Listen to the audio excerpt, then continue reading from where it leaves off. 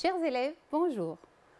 Cette séquence d'apprentissage aujourd'hui sera consacrée à un bilan de la neurophysiologie se rapportant au chapitre du réflexe myotatique, destiné aux élèves 4e année sciences expérimentales et 4e année sport, et présenté par moi-même, Madame Sand Cheuch, professeure de SVT au lycée pilote de Tunis, sous l'assistance pédagogique de Monsieur Adel Rahoui, inspecteur de la matière.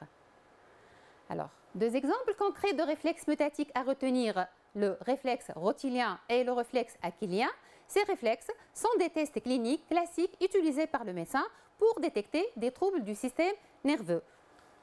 Au cours du réflexe achillien, la percussion du tendon d'Achille va provoquer un étirement du muscle extenseur du pied qui va corriger son propre étirement par une contraction. Et la réponse obtenue est une extension du pied. Dans le cas du réflexe rotulien, la percussion du tendon rotulien va provoquer aussi un étirement du muscle. Dans ce cas, c'est le quadriceps, c'est l'extenseur de la jambe et qui va corriger son propre étirement par une contraction. La réponse obtenue est une extension de la jambe. Alors, le réflexe myotatique, si on va le définir, c'est une contraction involontaire d'un muscle en réponse à son propre étirement. Ce réflexe myotatique est formé par deux types de neurones, donc c'est un réflexe monosynaptique et ces deux catégories de neurones sont le neurone sensitif de type 1A et les neurones moteurs, c'est le motoneurone alpha. Alors, on va rappeler ce circuit nerveux monosynaptique qui est formé par ce neurone, comme je viens de le dire, le neurone sensitif 1A, et en relation avec, d'une part, le récepteur sensoriel qui est le fuseau neuromusculaire situé dans le muscle. Suite à l'étirement du muscle, il va y avoir un étirement de ce fuseau neuromusculaire et il va y avoir la naissance d'un message nerveux sensitif qui va être véhiculé par ce neurone sensitif, plus exactement au début par cette fibre sensitive de type 1A vers un centre nerveux qui est dans notre cas le centre nerveux, c'est la moelle épinière, d'où ce réflexe-ci, il est qualifié d'un réflexe médulaire. Alors, ce neurone maintenant sensitif, il va passer l'information à un autre type de neurone, c'est le motoneurone alpha, qui est un neurone multipolaire et par conséquent, il va y avoir la naissance d'un message nerveux moteur au niveau de ce neurone qui va être conduit vers le muscle, lequel muscle étiré va subir une contraction pour corriger son propre étirement. La contraction en réalité de ce muscle étiré lors de ce réflexe myotatique, elle va être accompagnée toujours du relâchement d'un muscle antagoniste et ce qu'on appelle une coordination entre ces deux muscles qui sont antagonistes qui va rendre plus efficace la réponse de ce muscle qui va être étiré.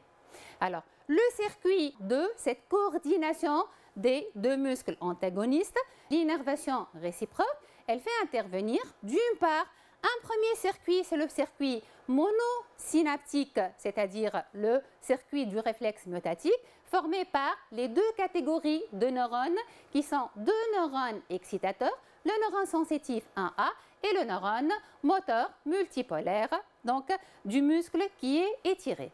Un deuxième circuit, c'est le circuit inhibiteur qui va être un circuit qui est polysynaptique, qui va être formé, comme vous le voyez, par trois catégories de neurones, le neurone sensitif, l'interneurone inhibiteur et un motoneurone du muscle antagoniste. Un neurone, c'est une cellule qui est spécialisée dans la communication nerveuse et qui constitue l'unité de structure et de fonctionnement du système nerveux. Chaque neurone est constitué par un corps cellulaire, par un axone et qui se termine par une arborisation terminale. Alors, nous allons essayer de montrer en quoi la structure de chaque neurone va-t-elle être adaptée à sa fonction. Alors, je rappelle aussi que vous avez étudié qu'au repos, chaque neurone est une cellule qui présente une certaine polarisation membranaire. C'est ce qu'on appelle le potentiel de repos ou pour le potentiel transmembranaire qui est dû aux propriétés de sa membrane ce potentiel de repos a une valeur pour les neurones de moins 70 millivolts qui est due à une répartition inégale des ions de part et d'autre de la membrane. Et cette inégalité de répartition est expliquée par la diffusion passive des ions Na+ et K+ à travers la membrane selon le gradient de concentration s'effectue à travers des canaux de fuite. Lesquels canaux sont toujours ouverts, ils sont situés tout le long donc du neurone. Alors, la répartition maintenant inégale doit être maintenue par un deuxième type de transport qui est le transport actif. Ce transport va permettre le passage des ions Na+ et K+, va se faire contre le gradient de concentration. Il va faire intervenir un autre type de protéines membranaires. Les premiers, on a dit, ce sont des protéines qui sont des canaux ioniques, des canaux de fuite. Par contre, là, il va y avoir l'intervention d'une protéine membranaire qui n'est pas un canal, mais qui va représenter une pompe. C'est l'ATPase qui va permettre par l'hydrolyse de l'ATP d'utiliser cette énergie pour pouvoir expulser des ions Na+, et vous avez vu qu'il y a expulsion de 3 ions Na+, contre l'entrée de 2 K+. Donc, c'est un transport qui va être actif. Alors, le neurone, puisqu'on a dit, présente cette polarisation membranaire, elle va rendre ce neurone excitable. Donc, c'est une propriété de ce neurone, c'est-à-dire qu'elle est capable, cette cellule, lors d'une stimulation, de donner naissance à un message nerveux. Alors, ce neurone a la capacité de modifier, par conséquent, son état de repos, c'est-à-dire le potentiel de repos ne va pas être maintenu à moins 70 millivolts pour permettre la naissance d'un message nerveux dont le signal élémentaire est un potentiel d'action.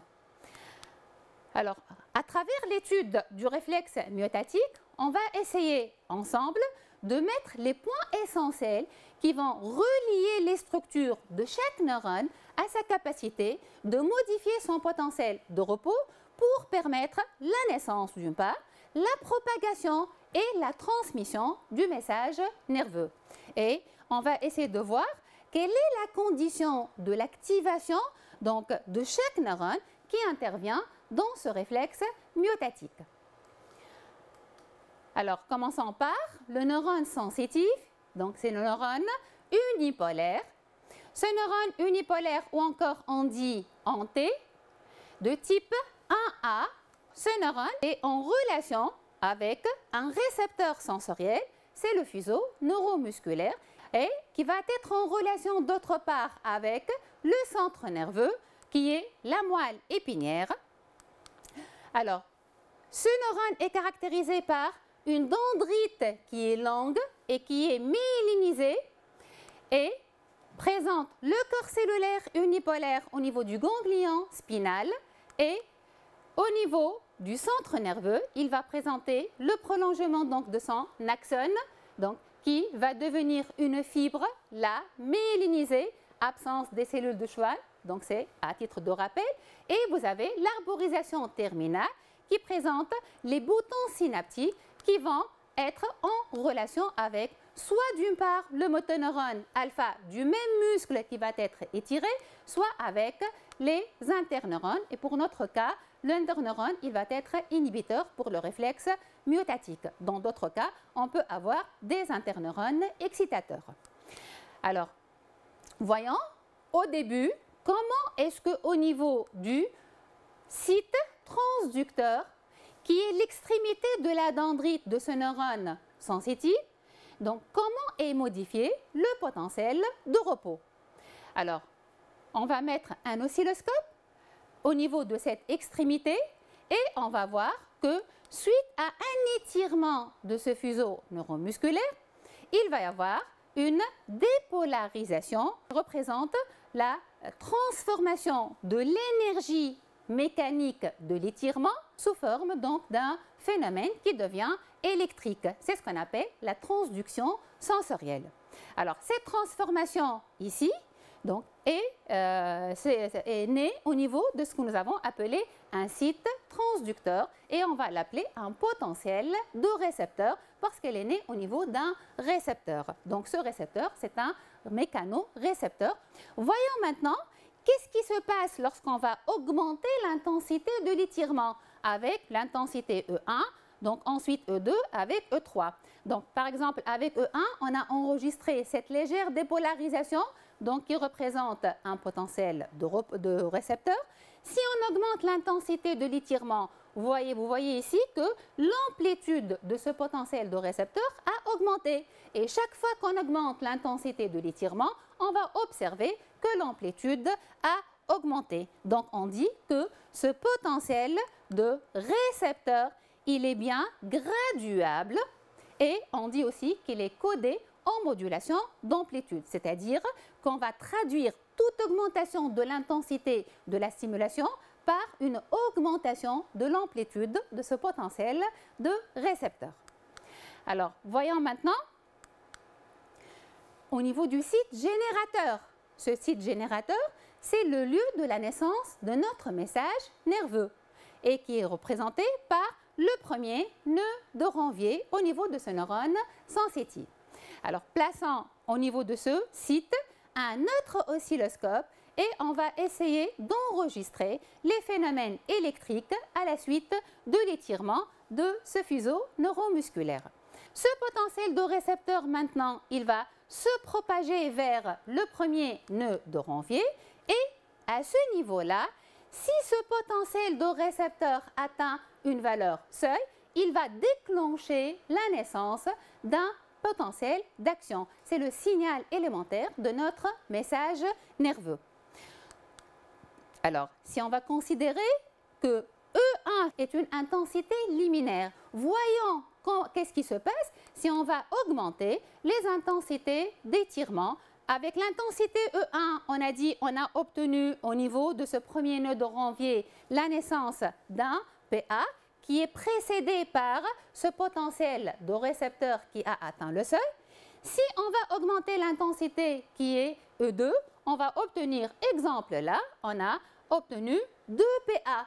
Dit si on va augmenter encore l'intensité de l'étirement, on a constaté que le nombre de PA a augmenté. Donc, on résume que l'augmentation de l'intensité de l'étirement a été convertie au niveau du site générateur par un nombre de PA qui va devenir de plus en plus élevé.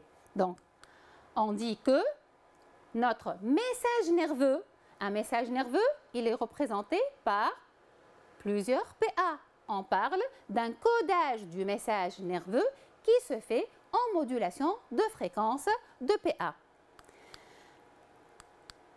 Alors, contrairement au potentiel de récepteur, la valeur de l'amplitude du PA est maintenue constante, c'est 100 mV, c'est-à-dire de moins 70, elle passe à plus 30 mV. Donc, on dit que notre PA obéit à la loi de tout ou rien. Si on place maintenant un oscilloscope O3 au niveau de la fibre nerveuse, un point qui est éloigné de ce site générateur. Au niveau d'un point plus éloigné de ce site, on remarque que cette propagation de ce message nerveux, elle va s'effectuer en gardant la même fréquence de PA. La propagation du PA, elle va s'effectuer le long de la fibre nerveuse. Et dans notre cas, vous avez étudié le mécanisme de la propagation donc, de ce message nerveux au niveau de la fibre nerveuse. En réalité, un PA, normalement, il ne se déplace pas, mais il est automatiquement auto-régénéré. Comment est né toujours ce PA? Alors, au niveau de la fibre qui est polarisée, si on considère qu'il y a une zone qui est dépolarisée, qui présente ce potentiel d'action, au niveau de cette zone, il va y avoir création donc, de ce qu'on appelle des courants locaux entre la zone B et les zones voisines, et ceci par l'attraction des charges. Toute charge négative va attirer la charge positive, que ce soit dans le milieu extracellulaire ainsi que dans le milieu intracellulaire. donc ce qui va engendrer une dépolarisation des zones voisines. Et le fait qu'on n'a pas excité au niveau de la zone B, mais il y a un passage d'un message qui arrive au niveau d'un temps, donc par exemple T, au niveau de notre zone B. Autrement, fait T-1, c'est-à-dire avant, le message était dans la zone A. Donc on parle d'une période réfractaire de cette zone. Cette période réfractaire, c'est elle qui a imposé ce sens unidirectionnel du message nerveux.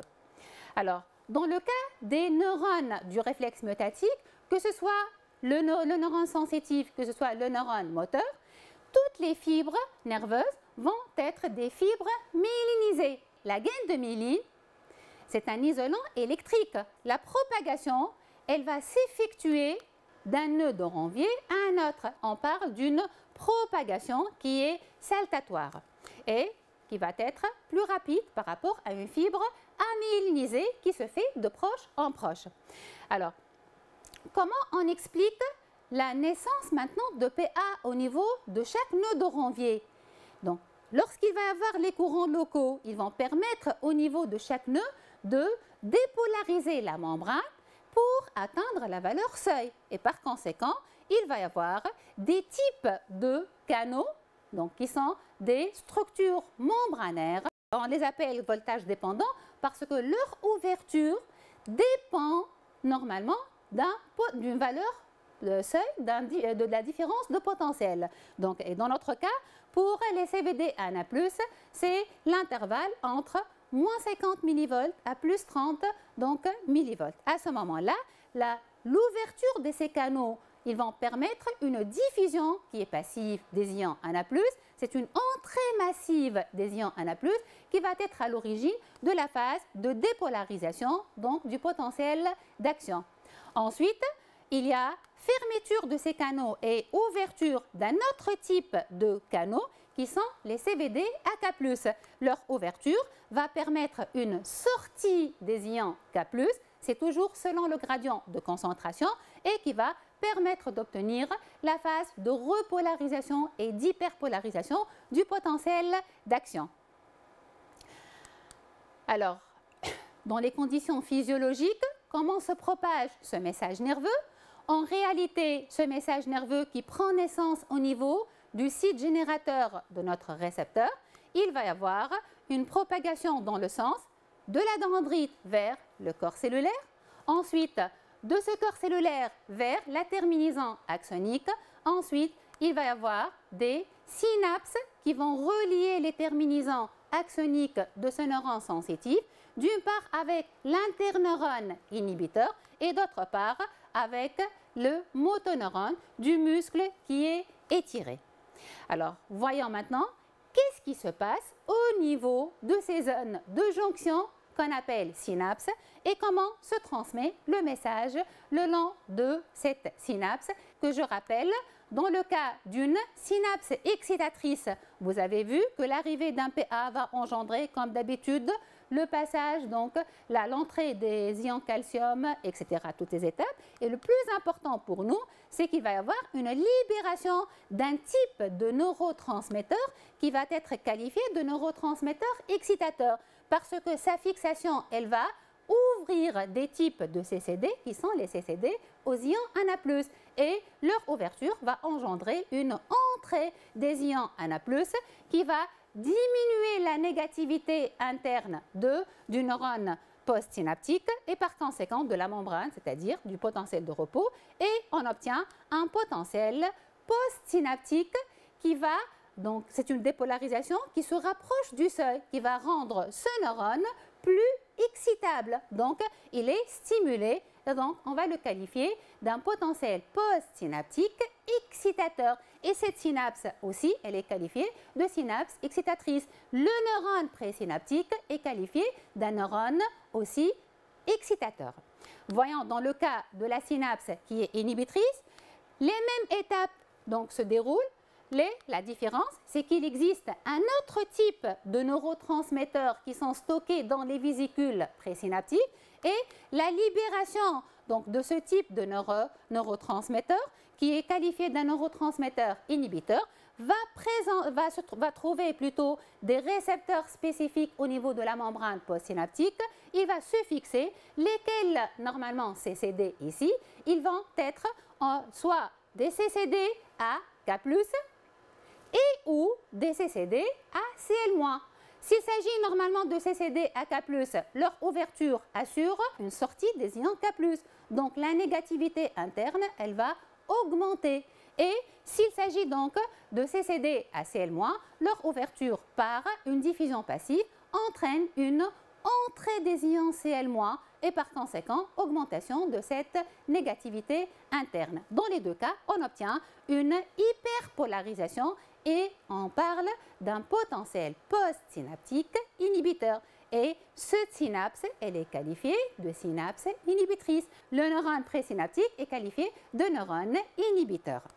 Alors maintenant, on va essayer de voir comment se fait le codage du message nerveux au niveau de la synapse.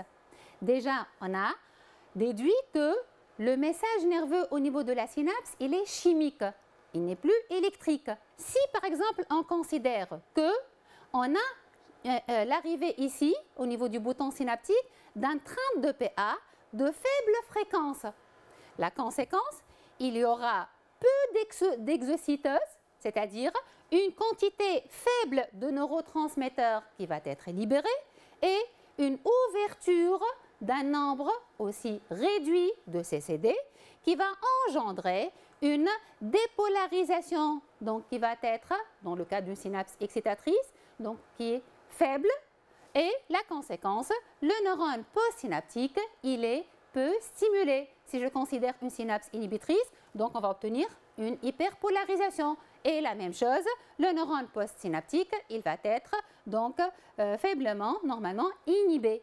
Si je vais augmenter maintenant l'intensité de stimulation, donc au niveau du récepteur, ou bien nous avons, ou on va avoir bien sûr une arrivée d'un train de PA qui va être représenté par une forte fréquence. Là, la conséquence, par exemple là, vous avez 3 PA.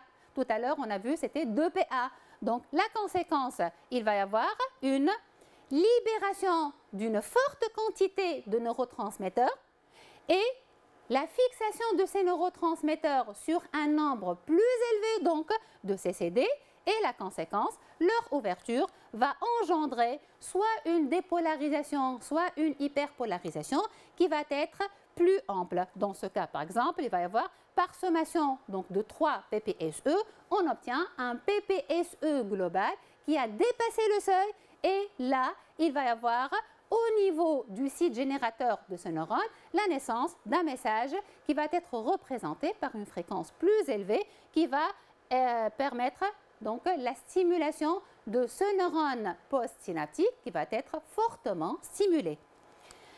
Alors, je résume que au niveau de la transmission synaptique, ça nécessite l'arrivée d'un message nerveux. Il représente un signal électrique et il est codé en modulation de fréquence de PA. Au niveau du neurone sensitif, c'est ce qu'on a vu tout à l'heure. Donc, comme exemple, alors ensuite, je parle toujours du réflexe myotatique. Ensuite, au niveau de cette synapse, le signal va devenir chimique. Donc, il dépend de la quantité de neurotransmetteurs libérés, donc le codage en modulation de concentration de neurotransmetteurs. Et au niveau donc, du neurone postsynaptique, il va redevenir maintenant un signal électrique qui est représenté par un potentiel postsynaptique, donc, et le codage donc, ça va se faire en amplitude. Maintenant, passons au neurone postsynaptique pour voir quelle est la condition de naissance du message nerveux au niveau de ce neurone postsynaptique qui est représenté dans notre cas par le motoneurone alpha. Lequel motoneurone alpha est caractérisé par un corps cellulaire multipolaire comme vous le voyez ici, donc qui présente plusieurs ramifications dendritiques qui sont courtes et même ramifiées. Le message se propage le long de la fibre qui est l'axone et qui va arriver vers le muscle qui a été étiré et par conséquent, donc, ça va entraîner sa contraction. Alors, la condition de naissance de ce message moteur, voyant, au niveau de ce neurone qui est postsynaptique, donc qui peut être en relation avec plusieurs voies afférentes, qui sont des neurones présynaptiques. Chaque neurone postsynaptique peut recevoir plusieurs messages qui sont afférents. Alors, cette transmission, elle va se traduire par l'apparition au niveau donc, de chaque zone de la membrane postsynaptique de ce neurone, donc, qui est là un neurone, le motoneurone, par exemple, dans notre cas. Alors, par exemple, dans cette zone, on va observer qu'il va y avoir une synapse qui est inhibitrice, qui va engendrer un PPSI. Là, il va y avoir la naissance d'un PPSE. Une synapse excitatrice aussi, c'est un PPSE. Lesquels PPSE et PPSI vont se propager le long de ce corps cellulaire à travers la membrane des dendrites vers donc l'axone. Donc, des dendrites dans le corps cellulaire et arriver au niveau de cette zone qu'on appelle le cône axonique qui va représenter le site générateur de ce neurone. Alors, il va y avoir par sommation algébrique de toutes les réponses, normalement une réponse globale pour pouvoir donner naissance à un message nerveux. La condition, il faut que cette réponse globale soit un PPSE. Et ce PPSE, il peut atteindre ou dépasser le seuil et ceci donc va engendrer, selon cette réponse et l'amplitude, un message nerveux moteur qui est donc codé en modulation de fréquence de PA et qui va se propager le long de l'axone de ce neurone. Donc là, l'importance de ce neurone postsynaptique, c'est son site générateur qui va réaliser ce qu'on appelle l'intégration donc nerveuse par la sommation spatiale et ou temporelle. Alors, au début, on a dit que la structure de la membrane est adaptée à sa fonction. Donc, si je résume par rapport à ce neurone moteur, vous voyez qu'au niveau de ce corps cellulaire, le fait d'observer un PPSI, ceci est dû à la présence des structures membranaires qui sont les canaux chimiodépendants à Cl- et ou K+, qui vont permettre, donc par leur ouverture, une perméabilité qui engendre une hyperpolarisation. Au niveau de cette zone, par exemple, là, on a vu, par exemple, un PPSE. Donc, automatiquement, c'est qu'il existe d'autres types de canaux, donc qui sont les CCD à ANA+, qui vont, par la fixation d'un autre type de neurotransmetteur, assurer donc leur ouverture et l'entrée des ions qui va dépolariser la membrane maintenant. Dans une autre zone, par exemple, la synapse est excitatrice. De la même manière, il va y avoir aussi des structures membranaires, mais ces structures membranaires, si je prends par exemple ici une structure, c'est un CCD, j'ai dit, c'est un CCD à ANA+. La fixation du neurotransmetteur qui doit ouvrir ces CCD, donc, elle peut être différente par rapport à cette zone-là. Ça veut dire qu'il existe une diversité de neurotransmetteurs, mais chaque site normalement spécifique de ce neurotransmetteur, il va ouvrir un type de CCD. Et les CCD, donc pour les cas des synapses excitatrices, on a vu, ce sont les CCD à ANA+, et pour le cas des CCD AK+, et ou CL-, pour le cas de la synapse qui est inhibitrice.